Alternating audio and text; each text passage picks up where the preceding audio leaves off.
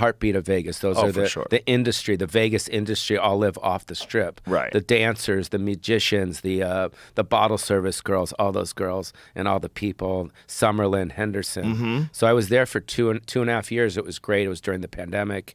I lived next to Nicolas Cage. Yeah. Which was cool. Carrot Top's actually the one that reintroduced me to him.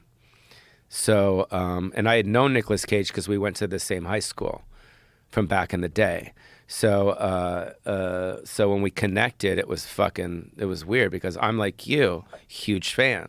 Yeah. I mean, he's been doing it for 40 years, and his movies are, he's one of the best actors. So when he'll hit me up, he'll be like, "Yo, come out, let's go," and then he'll like text me, and he'll be in his $500,000, Ferrari. I'm like, "Where are we going?" He's like, "We're gonna get some sushi." So we'll go get sushi. And then we'll drive down Las Vegas Boulevard. I'm like, "Dude, you don't need that." He's got 8 cars. I'm like, "You don't need this." He goes, "Yeah, but it's badass."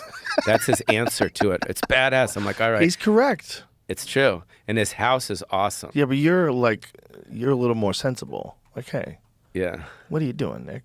Yeah. Slow down. He's trying to be Nick Cage. Yeah, he is. He's doing it. He loves it. And his house is cool, and he's great.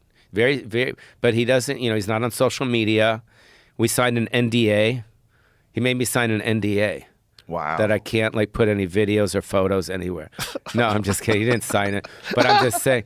But one of the first conversations with him is when I came over to his house. He's like, "Come over. You're my neighbor," out of nowhere, right?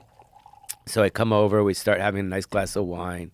And he says, "I'm not doing your podcast." I'm like, "I didn't ask you to fucking be on the podcast. I'm just here. What's up?" And he goes, "Just one thing, promise me." He goes, "Don't ever, post any pictures or videos of us together because I want to be private." I'm like, "Cool." And ever since then, it's been cool. Yeah. That's cool. But I do have a lot of photos and videos of him. Of his dick? Of his penis. No, I'm just kidding. Oh, nice. No. Nice. But he is funny, dude. I'm sure he is. Yeah. He seems like a real character. And it's so funny that he changed his last name because he was connected to Francis Ford Coppola, right? Because of his nephew. Is that what he is? Yeah. No. What he said, what Nick said, is when he first started acting, he was on the set of, I think it was Fast Times at Ridgemont High. He was with, I think it was Sean Penn, and there was different actors, and they go, "Oh, you're just here because your uncle is Francis Ford Coppola," so he didn't want to be known as that.